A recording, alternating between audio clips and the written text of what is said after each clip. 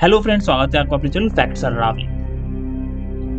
आज का हमारा विषय है वैदिक काल के हिंदू देवता। 1500 से 500 ईसा पूर्व हिंदू धर्म पृथ्वी पर सबसे पुराने जीवित धर्मों में से एक है। इसकी जड़ें इतनी पुरानी है कि इतिहासकारों ने पिछले 3500 वर्षों में इसके विकास को दर्शाने के लिए कई अवधियों में विभाजित किया है। यह लेख वैदिक काल के देवताओं की खोज करता है जो 1500 से 500 ईसा पूर्व के बीच का है। इस युग के दौरान हिंदू धर्म अपनी प्रारंभिक अवस्था में था और शासन करने वाले कई देवताओं को प्राकृतिक दुनिया का अवतार माना जाता था।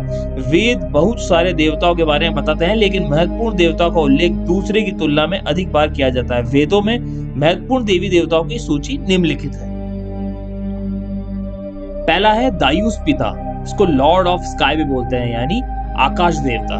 प्राचीन हिंदू धर्म में आकाश पिता थे जो अन्य इंडो यूरोपियन देवताओं जैसे ग्रीक ज्यूस और लिथुएनिया के डाइविस से जुड़े हुए थे।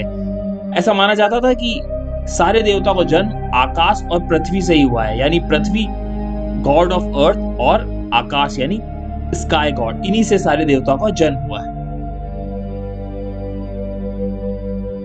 दूसरा है इंद्र, एक संरक्षक देवता जिसको किंग ऑफ गॉड्स भी कहा जाता है। कुछ लोग इसको गॉड ऑफ स्टॉर्म भी कहते हैं, जो बारिश और बिजली पैदा करने के लिए तूफान की शक्ति का उपयोग कर सकते हैं। वह कई असुरों हिंदू राक्षसों को मारने के लिए जिम्मेदार थे, जिसमें व्रत नामक एक महान अजगर भी शामिल था जिसमें पृथ्वी पर भयानक सूखा पैदा कर दिया था। दूसरा है अग्नि देवता।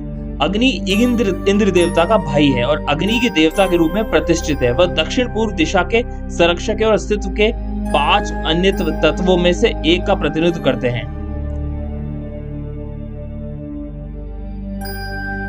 अगला है सूर्य, एक और सौर देवता और अग्नि और इंद्र देवता का भाई भी माना जाता है इसे। वह सुबह अपने रथ पर सवार हुए दुनिया में रोशनी लाए, जबकि पृथ्वी के बाहरी किनारों पर अंधेरा दूर किया। उनकी रोशनी दुनिया में ज्ञान, स्वास्थ्य और अच्छाई लेकर आई। अगला है God of medicine, Ashwin Kumar, इसकी पूजा भी होती है। अश्विन को दिव्य जुड़वा बच्चों के रूप में वर्णित किया गया है जो सूर्य और सरन्या के पुत्र थे। नासत्य स्वास्थ्य के देवता थे, जबकि दस्त्र औषधि के देवता थे। वे अक्सर सूर्योदय और सूर्यास्त की चमक का प्रतीक होते हैं। अगला है गॉड ऑफ ऑर्डर, बृहस्पति देवता। बृहस्पति व्यवस्था के देवता है जो अंधकार को दूर भगाने वाले पहले प्रकाश से पैदा हुए हैं। वह एक तेजस्वी व्यक्ति था जो एक विशेष धनुष रखता था जिसकी प्रत्यंचा रिता ब्रह्मांडीय व्यवस्था का प्रतिनिधित्व करती है। वह एक महान शिक्षक बने जिसमें वह गुरुओं के प्रथम गुरु बन गए। अगला है मित्र देवता, इसको अपहोल्डर ऑफ लॉज भी कहा जाता है। मित्रता एक वैध देवता है जो ब्रह्मांड में सत्य और व्यवस्था लाता है। वह सुबह के समय सूर्य की गति को नियंत्रित करने में मदद करता है, जबकि उसका समक्ष वरुण शाम को इसे नियंत्रित करने में मदद करता है। अगला है वरुण, जो मित्रा का भाई है। वरुण आकाश, समुद्र, बारिश से जुड़े जल देवता है। वह समुद्र में रहते हैं और पश्चिम दिशा के संरक्षक देवता है। वह न्याय, सत्य पर शासन करते हैं जिसमें वह नैतिक कानून के स्वामी बन जाते हैं। अगला है वायु, पवनों के स्वामी, भीम और हनुमान के पिता। उनका वर्णन असाधारण सुंदरता वाले और बैंगनी घोड़े द्वारा संचालित चमचमाती गाड़ी में शोर मचाते हुए किया गया है। वह एक विशेषज्ञ सेनानी और हिंदू देवताओं के सबसे शक्तिशाली देवताओं में से एक हैं। पूरी वायु पर इन्हीं का राज है। अगला है रुद्र, एक शिकार देवता जो शिव से उत्पन्न हुए हैं, जो तूफानों से जुड़े हुए हैं। नाम का एक अनुवाद द रोर यानी एक शोर, जो एक उसके युद्ध घोष की तुलना तूफान की दहाड़ से करता है। उसकी प्रशंसा शक्तिशाली लोगों में सबसे शक्तिशाली के रूप में की जाती है और वह आतंक का प्रतीक है। अगला है पूषान।